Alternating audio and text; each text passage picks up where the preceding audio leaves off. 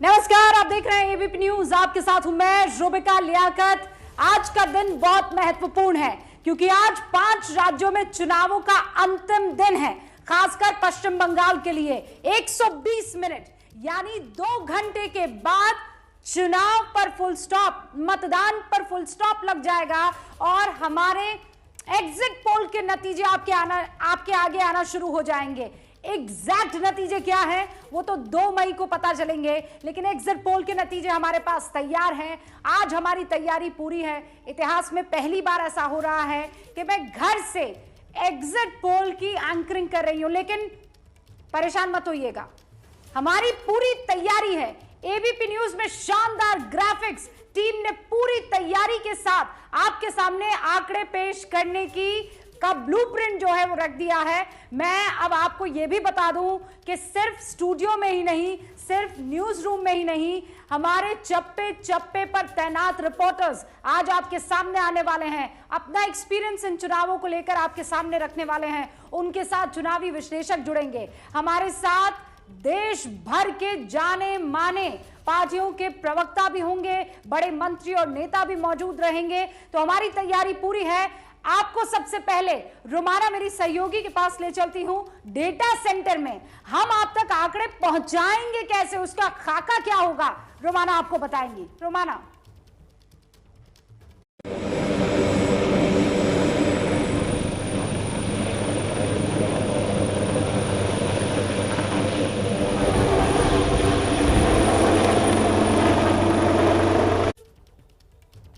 शुक्रिया रुबिका। हर बार की तरह तैयारी खास है और आप देख सकते हैं इस वक्त मैं हेलीकॉप्टर में सवार हूं। ये ग्राफिक्स के जरिए हमने आपको हेलीकॉप्टर व्यू दिखाने की कोलकाता शहर की पूरी तैयारी की है। इस वक्त आप देख रहे हैं मेरा हेलीकॉप्टर, देख सकते हैं आप हेलीकॉप्टर व्यू में मुझे विक्टोरिया मेमोरियल नजर आ रहा है। इससे पहले हावड़ा ब्रिज, हुगली नदी मुझे नजर आ रही थी। तो कुल मिलाकर पूरा कोलकाता शहर यूं ही घुमाऊंगी आपको इस हेलीकॉप्टर व्यू के जरिए, पूरे कोलकाता के नजारे लीजिएगा। लेकिन पहले क्योंकि आपको इंतजार आंकड़ों का, ईडन गार्डन्स भी आ गया है और मुझे बताया जा रहा है कि जल्दी से आंकड़ा आपको दिखा दूं, तो आंकड़ा अभी 2 घंटे का इंतजार एग्जिट पोल का आंकड़ा आने में। ये पीछे तो 42 आप देख रहे हैं, ये कोलकाता का सबसे ऊंचा टॉलेस्ट टावर है, रेजिडेंशियल टावर है। फिलहाल जल्दी से 2016 का आंकड़ा आपको दिखाते हैं। 2016 बंगाल विधानसभा चुनाव, कुल 294 सीटें और ये सबसे बड़ा आंकड़ा आपके सामने 2016 में 294 में से 211 सीटें टीएमसी ने जीती थी। धमाकेदार वापसी 2011 के बाद 2016 में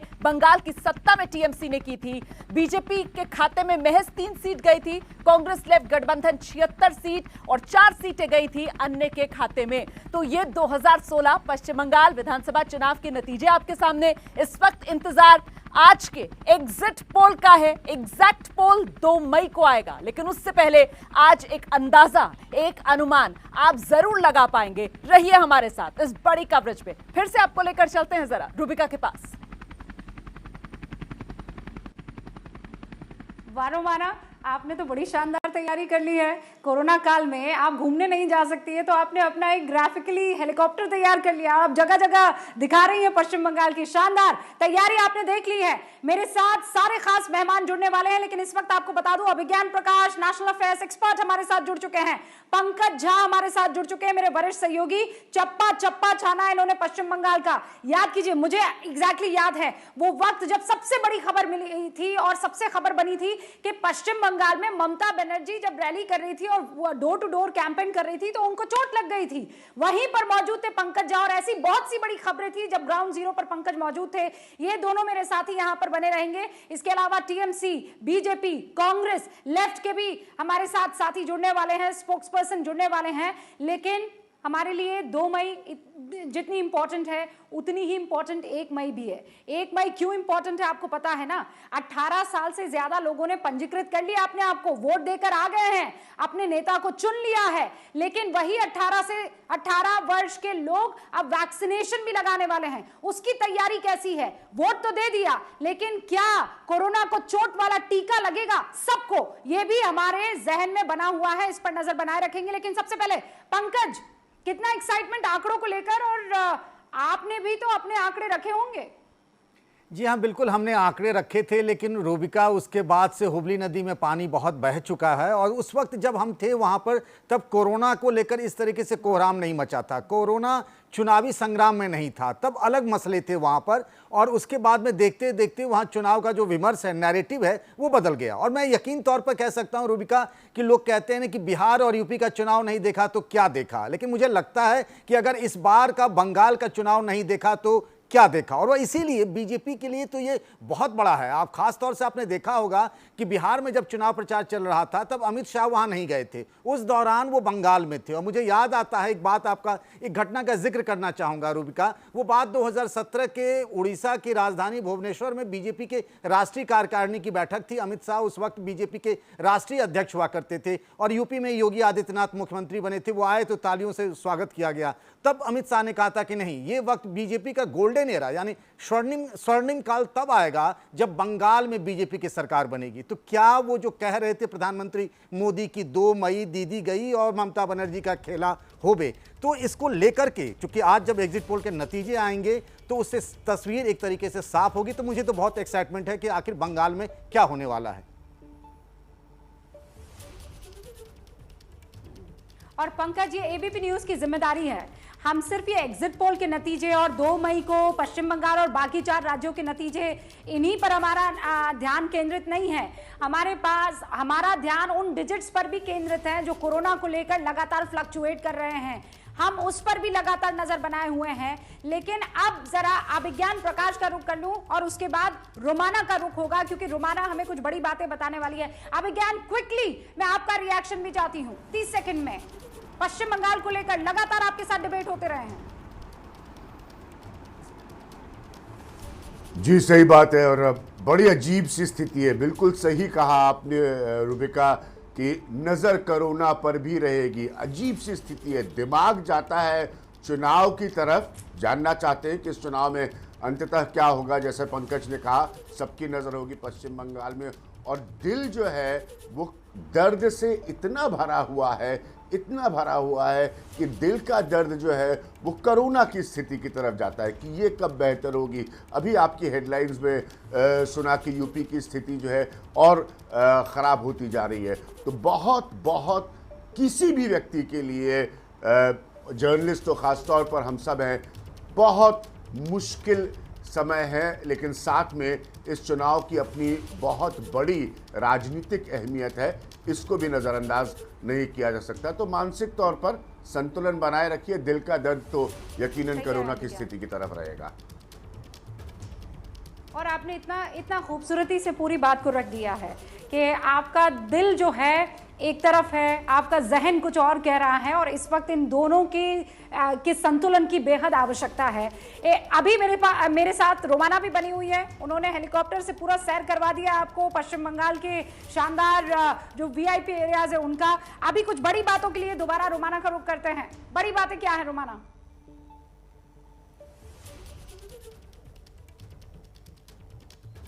तो ये डेटा सेंटर जहां इस वक्त मैं मौजूद हूं और आपको बता दें कि 2 मई का हम सबको इंतजार है। 5 राज्यों के विधानसभा चुनाव के नतीजे आएंगे, लेकिन उससे पहले जरा जान लीजिए कि आज जब एग्जिट पोल आने जा रहा है तो ये 5 राज्य, इनकी अहमियत राजनीतिक तौर पर क्या रहने वाली है। और ऐसे में आज के इस एग्जिट पोल से जुड़ी बड़ी बातें आप ये जानिए कि पश्चिम बंगाल में आखिरी 1.5 घंटे की वोटिंग अभी बाकी है। ये एग्जिट पोल की बड़ी बातें हैं जो मैं आपको बता रही हूं। आज 1.5 घंटे के करीब अभी वोटिंग बाकी है, क्योंकि 8वें चरण के लिए बंगाल में वोट अभी डाले जा रहे हैं। आज 4 जिलों की 35 सीटों पर मतदान हो रहा है। कुल 35 सीटें 4 जिलों में फैली हुई हैं और इसी के साथ वोटिंग मुकम्मल हो जाएगी 294 नहीं बल्कि 292 सीटों पर, क्योंकि 2 सीटों पर चुनाव फिलहाल टाल दिए गए उम्मीदवार के निधन की वजह से। शाम 7 बजे एग्जिट पोल का पहला आंकड़ा आएगा। वो आंकड़ा जिसका आपको इंतजार है, उसके लिए आपको शाम 7 बजे का इंतजार करना होगा। और उसी के पहले ये बड़ी तैयारी जो हमने यहां की है, और अब सीधे एक बार फिर से आपको लेकर चलते हैं रूबिका के पास। Thank you Romana. तो ये बड़ी बातें थी जो आपको जाननी बहुत जरूरी थी। 2 सीटों पर बाद में चुनाव होने वाले हैं, 294 सीटें, लेकिन 292 पर ही चुनाव हुए हैं और अब बस कुछ देर और हमें इंतजार करना है और उसके बाद एग्जिट पोल के नतीजे सामने आने लग जाएंगे। मुझे पूरा यकीन है सिर्फ पश्चिम बंगाल नहीं, आप ये भी जानना चाहते हैं कि केरल में क्या होगा, पुडुचेरी में क्या होगा, असम में क्या होगा, तमिलनाडु में क्या होगा। हमारी पूरी तैयारी है और फिर आपको ये बता दूं कि जो हमारा बेस है, यानी हमने जितने लोगों से बात की है वो बड़ी संख्या है, वो छोटी मोटी संख्या नहीं है। हमने कोविड प्रोटोकॉल का पूरा ख्याल रखा है और हम इस बात को भी जानते हैं कि हिंदुस्तान में अभी आंकड़ा सिर्फ एक चीज का नहीं देखना है, राज्यों में किसकी सरकार आ रही है, कितनी सीटें ला रही है, सिर्फ ये नहीं है। आपका दिल, आपका दिमाग इस बात पर भी केंद्रित है कि बताइए कोरोना को लेकर वैक्सीनेशन डोजेस कितनी लग गई है। आप ये भी जानना चाहते हैं कि वो 18 से ज्यादा 44 की उम्र तक के लोगों को जो टीका लगना है उसकी तैयारी कैसी है। हमारी मुहिम दो तरफा है, हमारी ये तलवार दोधारी है। हम ये जानते हैं कि चुनाव जरूरी है, पर हम ये भी जानते हैं कि जिंदगी सबसे ज्यादा महत्वपूर्ण है। इसीलिए फिर कह रही हूं आपको, इन दोनों पर हमारी नजर बनी हुई है। हमारे साथ मनोज्ञा लोईवाल बनी हुई है। जानते हैं आप कौन बनेगा मुख्यमंत्री? एक सवाल, और वो पश्चिम बंगाल के चप्पे चप्पे, कूचे कूचे में पहुंची थी, लोगों से बातचीत की थी और फिर जिम्मेदारी का एहसास हमें हमेशा से था। जब ये आंकड़ा बढ़ता चला गया कोरोना का, तो हमने कौन बनेगा मुख्यमंत्री में पब्लिक के बीच जाना छोड़ा, लेकिन पब्लिक की सुनना नहीं छोड़ी। Manogya, over to you. क्या कहता है आज आपका दिल भी, दिमाग भी, और जो आपने देखा, महसूस किया पश्चिम बंगाल में? देखिए, चुनाव के मामले में दिल की कम सुनी जाती है, दिमाग की ज्यादा, और दिमाग भी उसी हिसाब से चलता है कि जनता ऐसी कौन सी बात कह रही है जिसे समझना जरूरी है। मैं ये मानती हूँ कि डॉक्टर सभी एक ही किताब पढ़कर बढ़ते हैं, लेकिन जो पल्स समझता है वही सबसे अच्छा डॉक्टर होता है, क्योंकि किताबें वही हैं जो हर डॉक्टर पढ़ के निकलता है। हमारे साथ आज डॉक्टर निखिल प्रसून जुड़ेंगे बीजेपी से। उन्हीं से पूछ लेंगे कि डॉक्टर के दिल की धड़कन कह रही है या उनके जो आंकड़े हैं वो कह रहे हैं। लेकिन अगर मैं बात करूं तो जिन आंकड़ों को मैंने पहले दिया था, उन्हीं आंकड़ों पर आज भी टिकी हुई हूं। हालांकि इस बार दिलचस्प होगा कि ये कोविड का कहर किस तरह से ट्विस्ट देगा। क्या इस बार पिच पर बॉल आगे जा रही है या फिर स्पिन खाकर स्टेडियम के बाहर जा रही है, इसका फैसला हो जाएगा। जैसे रोमाना ईडन गार्डन दिखा रही हैं, तो क्या वहां पर लेजिस्लेटिव असेंबली यानी कि विधानसभा में कौन बैठेगा, राइटर्स बिल्डिंग में कौन जाएगा, या नवान्नों में वापस मुख्यमंत्री ममता बनर्जी फिर से एक बार 3 मई को जाएंगी। बड़ा दिलचस्प होगा ये देखना। बंगाल की जनता चुपचाप फूले छाप ये नहीं बताती है कौन से फूल पर वोट कर रही है, और इस बार सबसे बड़ी लड़ाई दोनों फूल के बीच में है। एक और है जोड़ा फूल, दूसरी ओर है पद्म फूल। आखिरकार पद्म फूल की कुछ जगह बन पाएगी निखिल जी?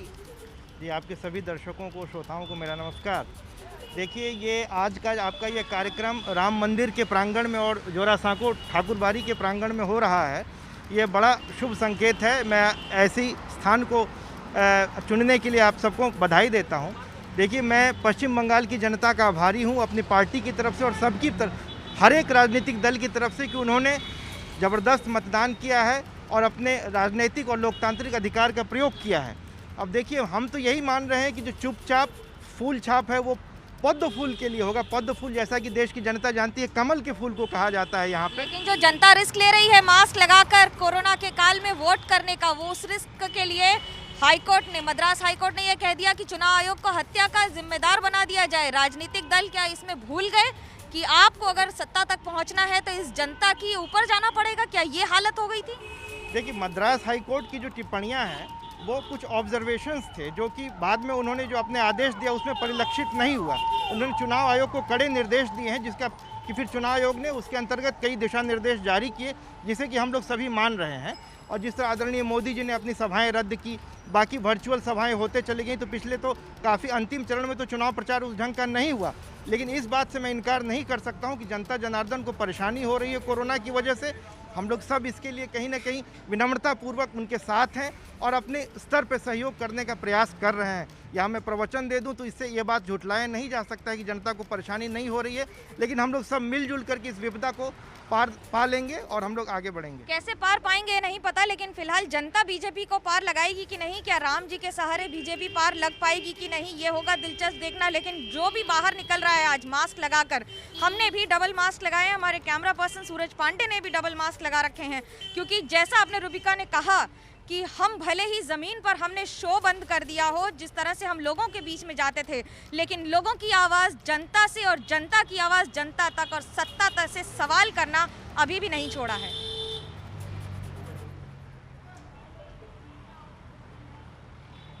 बहुत बहुत शुक्रिया मनोज्ञा, लगातार हमारे साथ बने रहिएगा आप। मनोज्ञा लोहीवाल यहाँ पर मौजूद थी, लगातार लोगों से बातचीत करके ये हासिल करने की कोशिश कर रही थी। समझ के बताइए इस बार पश्चिम बंगाल में क्या कुछ होने वाला है। इस वक्त आपको बता दूं सारे खास मेहमान मेरे साथ जुड़ चुके हैं, लेकिन उससे पहले रोमाना का रुख कर लेते हैं, इसलिए क्योंकि बस अब कुछ ही देर में वोटिंग खत्म हो जाएगी। पश्चिम बंगाल में इतिहास रहा है, शानदार तरीके से लोग बाहर निकलते हैं, कतारों में खड़े रहते हैं, वोटिंग परसेंटेज ऐसा कि दिल गदगद हो जाता है। इससे पहले जो 7 चरणों में चुनाव हुए हैं उसका वोटिंग परसेंटेज क्या रहा है, रोमाना मेरी दोस्त बताएंगे आपको।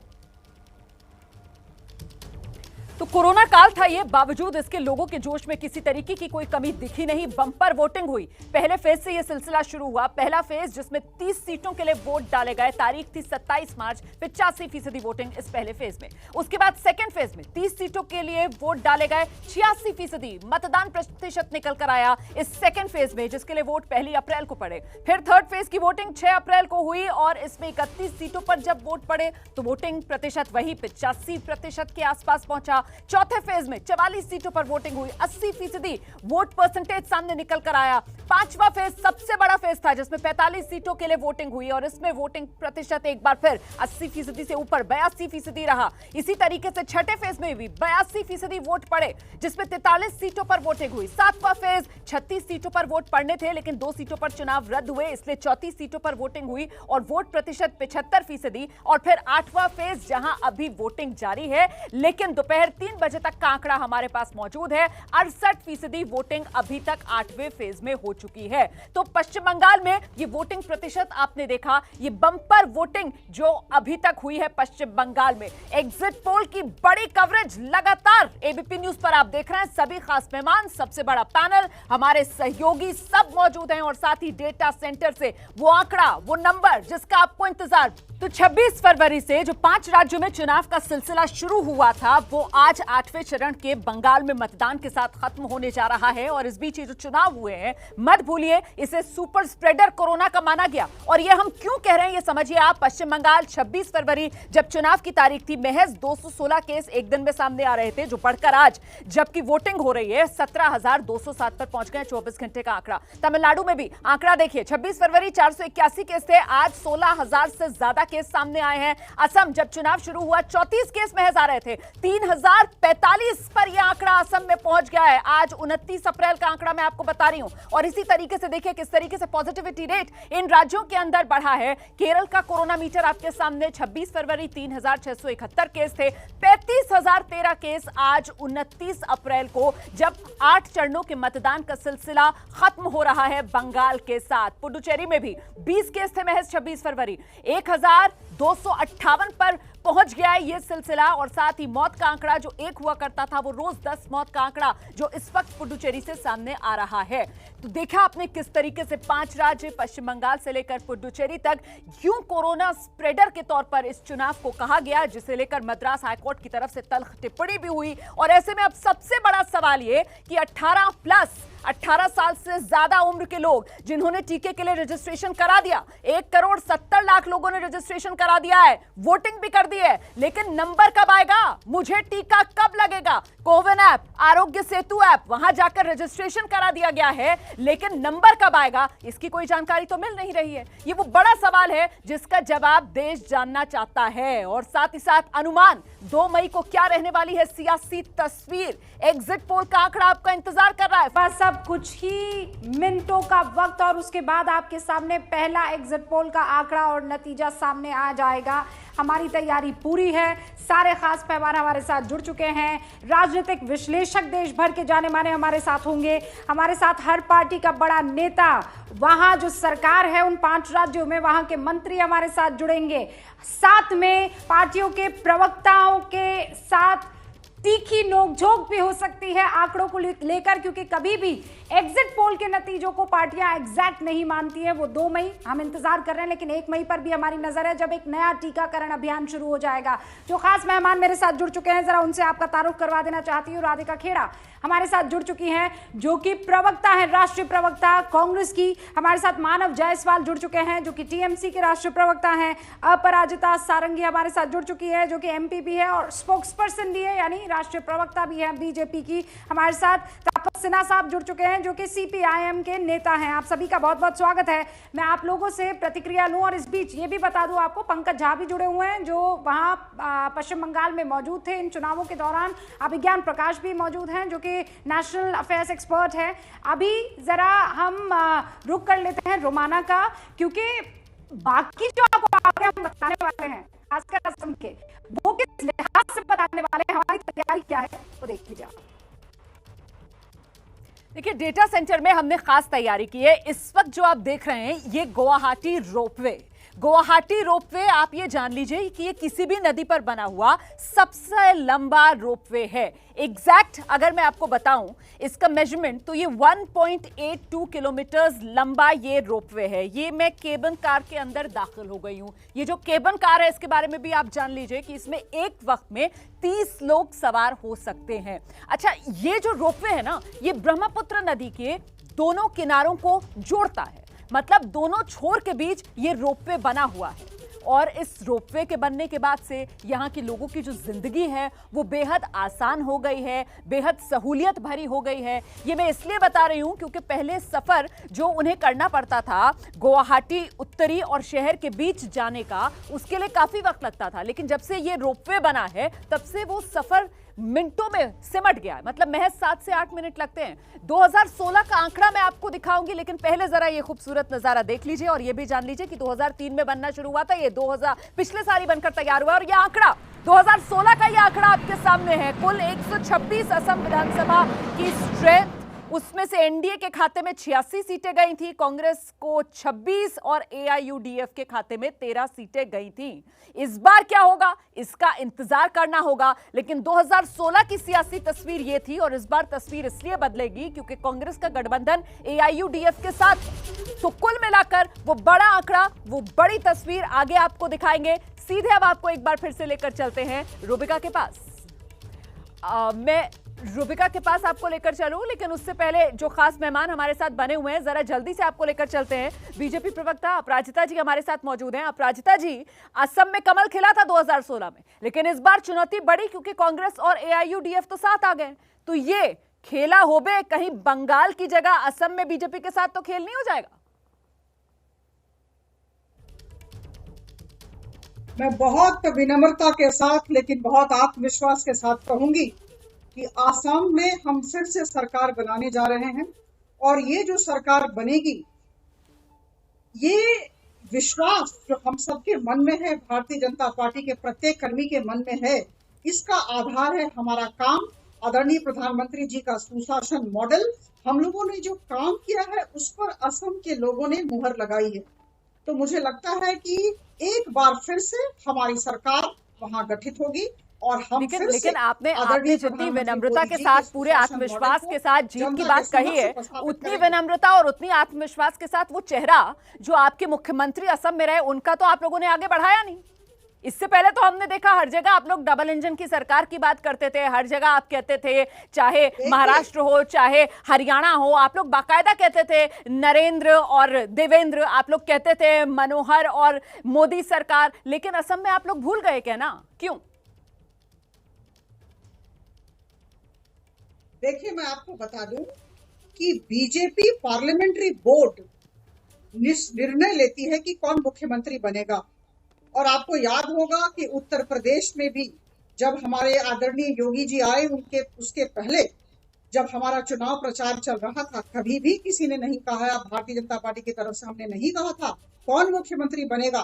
तो मुझे लगता है हर एक पार्टी जीते हुए राज्यों की बात कर रही थी, मैंने जीते हुए राज्यों की बात की, मैंने सिटिंग सीएम्स की बात की। आप कंफ्यूज मत होइए, आप कंफ्यूज मत होइए। मैंने सिटिंग सीएम्स की बात की थी, इससे पहले मैंने सिटिंग सीएम्स की बात की थी, गलत है।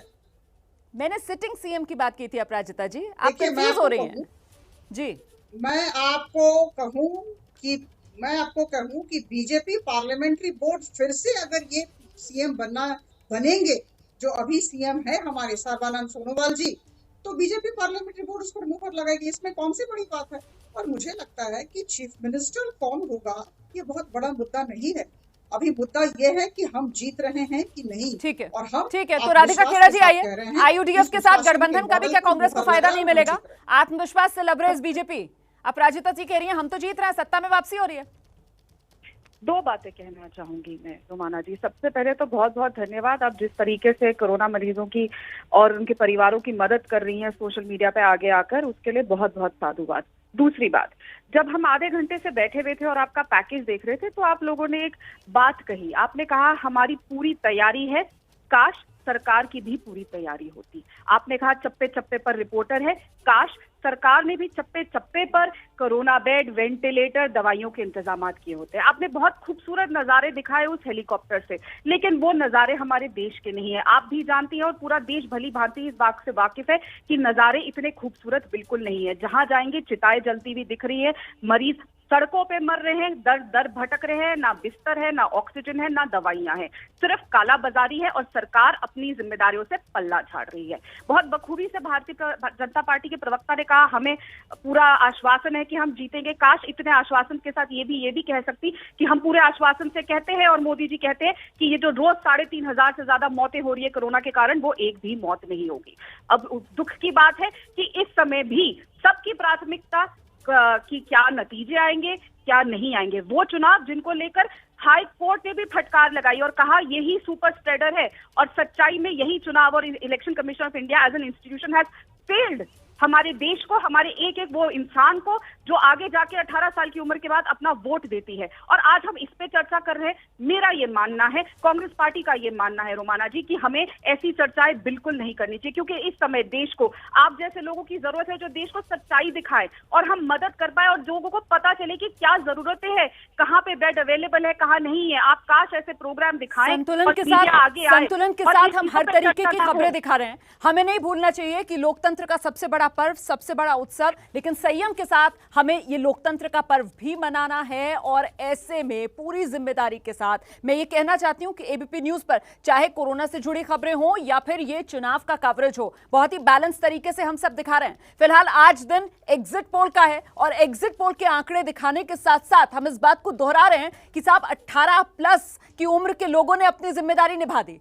हमने वोट भी दे दिया, हमने रजिस्ट्रेशन भी करा लिया, लेकिन नंबर कब आएगा टीके का, यह सवाल भी हम लगातार उठा रहे हैं इसी एग्जिट पोल की अपनी कवरेज में भी। फिलहाल राजनीतिक मेहमान तो हमारे साथ हैं ही, जल्दी से आपको लेकर चलते हैं। पंकज मेरे सहयोगी इस वक्त मेरे साथ मौजूद हैं। पंकज, सवाल यह बड़ा हो जाता है कि असम में भी क्या यह सत्ता के रण की बाजी जो है वो फंसती हुई नजर आ रही है? रिपोर्ट आ रही थी, हालांकि जो राधिका जो कह रही थी और अपराजिता, दोनों की बात से मैं कन्विंस्ड नहीं हूं। वो कोरोना को लेकर के दूसरे जगहों की बात करने लगी, छत्तीसगढ़ और राजस्थान की भी हालत और महाराष्ट्र की भी सबने देखी। अपराजिता जी ने कहा कि भाई योगी के मामले में, लेकिन परंपरा रही है बीजेपी की, जहां चुने हुए रहते हैं मुख्यमंत्री, उन्हीं का चेहरा होता रहा है। अब बात रही कि आखिर वो कौन सी मजबूरी थी। सबको पता था, कांग्रेस पार्टी को लगा कि अकेले जैसे पिछली बार हम गए तो हालात खराब हो सकते हैं, इसीलिए उन्होंने बदरुद्दीन अजमल की पार्टी के साथ समझौता किया, दूसरी छोटी पार्टियों के साथ भी। और भूपेश बघेल जो छत्तीसगढ़ के सीएम है, उनको ले जाके वहां एक स्ट्रेटेजी मैनेजर की तरह उन्होंने वहां रखा, जबकि छत्तीसगढ़ में बहुत जरूरत थी कि कोरोना के हालात किस तरीके से हो रहे थे। तो ये वक्त नहीं है कि हम एक दूसरे पर आरोप प्रत्यारोप लगाएं। लेकिन आसाम में आखिर में जाकर के चुनाव बहुत दिलचस्प हो गया, इस तरीके की ग्राउंड रिपोर्ट आ रही थी रोमाना। और सीधे अब लेकर चलते हैं आपको जरा रूबिका के पास। Rubika, thank you Romana. देखिए, घर से काम करने का एक सबसे बड़ा डिसएडवांटेज ये होता है कि कभी भी नेटवर्क आपका साथ छोड़ देता है, लेकिन जनता को अभी अपने हौसलों का साथ नहीं छोड़ना है, हौसला रखना है, खासकर जब कोरोना से लड़ाई लड़नी है। कुंतल मेरे सहयोगी लगातार पश्चिम बंगाल में मौजूद थे। कुंतल, पहले आपसे मुलाकात न्यूज रूम में हुआ करती थी, लेकिन उसके बाद आपसे मुलाकातों का दौर पश्चिम बंगाल में शुरू हुआ। 2 आंकड़े हैं, एक तो बीजेपी जो 2016 में 3 पर थी, क्या वो 3 से 30 मार खा हो जाएगी, या फिर टीएमसी जो 211 सीट पर थी 9-2-11 हो जाएगी? देखिए 3 से 30 गुना बढ़ रही है बीजेपी, इसमें तो कोई दो राय नहीं है, लेकिन क्या सत्ता में आ पाएगी बीजेपी, सवाल यही है। मेरे साथ दो मेहमान हैं, एक तृणमूल कांग्रेस के नेता सच्चिदानंद बनर्जी केएमसी के पूर्व चेयरमैन, और नितिन पटेल जो बीजेपी के नेता हैं। क्विकली आपसे जानना चाहूँगा सच्चिदानंदा कि क्या टीएमसी इस बार जीत पाएगी विधानसभा चुनाव, और कितनी सीटें आप एक्सपेक्ट कर रहे हैं? जरूर पाएंगे टीएमसी, ये कोई प्रश्न नहीं है। और सीट जो आप बोल रहे हैं 200 के आसपास रहेंगे। 200 के आसपास? 200 यू कैन गिव 2% टॉलरेंस। ये 204 हो सकता है, 196 भी हो सकता है। नितिन पटेल, आपसे सवाल यह है कि कितनी सीटें आप उम्मीद कर रहे हैं और क्यों? प्रथम तो पश्चिम बंगाल से एबीपी न्यूज़ के सर्व को गहरीक अभिनंदन। जैसे हमारे नेता अमित भाई शाह ने बताया 200 पार, सोनार बांग्ला का सपना जो बंगाल की जनता ने देखा है वो पूरा होने जा रहा है। ये कुछ ही समय में एग्जिट पोल में और 2 तारीख के रिजल्ट में आपके सामने प्रस्तुत हो जाएगा। कितनी सीटें आपको उम्मीद क्या है? अभी तक का जो अनुमान है 177 पर है। आज का जो पोलिंग हुआ है उस पर अभी चर्चा या वो करना बाकी है, उसके बाद में देखा जाए। तो 177 पे तो आज अभी हम लोग ठहरे हुए हैं। एक तृणमूल कांग्रेस के नेता जो है वो कह रहे हैं सच्चिदानंद बनर्जी की 200 के पार, और नितिन पटेल बीजेपी के नेता दक्षिण कोलकाता के, उनका कहना है 177। रूबिका, आप सुन सकते हैं, दोनों ही कॉन्फिडेंट दिख रहे हैं। बस 1 घंटे का इंतजार है, उसके आगे तो सबके सामने आ जाएगा आंकड़ा एग्जिट पोल का। हालांकि उसके बाद भी शायद जो दोनों पार्टियों के नेता हैं वो नहीं मानेंगे कि क्या है, मतलब ये जो आंकड़ा क्या है, लेकिन 2 मई को तो सबके सामने होगा। रूबिका, 2 मई जो है एग्जैक्ट नतीजों का दिन होगा। लेकिन ये बात सही है कि एग्जिट पोल जिसको भाता है वो अपना लेता है, जिसको नहीं भाता है उस पर आक्षेप और सवालों का दौर शुरू हो जाता है। हमने आपको क्या कहा था, हमारी नज़र दोनों जगह है और पैनी नज़र बनी हुई है। एक तो एग्जिट पोल के नतीजों पर, वो संख्या पर जो वोटिंग परसेंटेज की रहने वाली है, और दूसरा कोरोना को लेकर हिंदुस्तान में क्या कुछ डेवलपमेंट हो रहा है। आपको पता है अभी अभी खबर आई है कि कोवैक्सीन जिसके दाम 600 रुपए थे राज्यों को पर डोज देने के, वो घटाकर अब 400 रुपए कर दिए हैं। कल कोविशील्ड ने 100 रुपए अपने दाम प्रति डोज घटाए थे, और अब खबर ये आ रही है कि कोवैक्सीन ने भी राज्यों को जो जिस दाम में वो इंजेक्शन या डोजेस बेच रही है उसे घटाकर 200 रुपए घटाकर अब 600 से 400 कर दिए हैं। ये इस वक्त की बड़ी खबर है। अब मैं लौटकर अपने एग्जिट पोल की उस बड़ी तैयारी पर, उन आंकड़ों के इंतजार पर आ जाती हूँ। हमारे साथ तापस जी भी लगातार जुड़े हुए हैं जो कि सीपीआईएम के नेता हैं। तापस जी, आपका एक बार फिर से मैं स्वागत करती हूँ। आपसे पहले मेरी बात नहीं हो पाई थी, लेकिन आपको क्या लग रहा है, क्योंकि जब जब आपका जिक्र आया, यानी आपका और कांग्रेस का जिक्र आया, तो कहा यह गया कि आप ना 3 में है ना 13 में है, लेकिन इस बार आपको क्या लगता है? अभी भी आप त्रिशंकु देख रहे हैं या ट्रायंगल मुकाबला देख रहे हैं?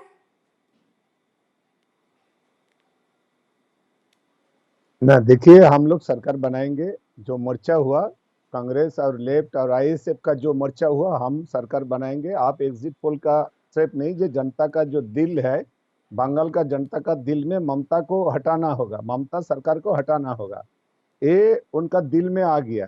तो मैं चुनाव में 2 महीने से कैंपेन किया, मैं खुद कैंडिडेट भी था, ये आपको पता है। तो इसलिए हम लोग जो देखा गांव-गांव में, बंगाल का जनता ममता सरकार जो 10 साल में बुरा काम किया, जितने शारदा नारदा स्कैम आप लोग देखा हर जगह में, तो इसके खिलाफ जनता का माइंड सेटअप हो गया, तृणमूल को हटाना होगा। लेकिन टीएमसी हटा के जो 16 लेफ्ट पार्टी, उसके साथ INC, Indian national Congress and ISF का जो गठबंधन हुआ, जिसको संयुक्त मोर्चा हम बताता है, हमारा सरकार बनेगा। और बीजेपी का जो बात होता है, इधर बीजेपी का जो प्रवक्ता वो बताता है, बीजेपी को तो अभी अलग कोई आइडेंटिटी नहीं है ना बंगाल में। बीजेपी अभी टीएमसी 2 हो गया।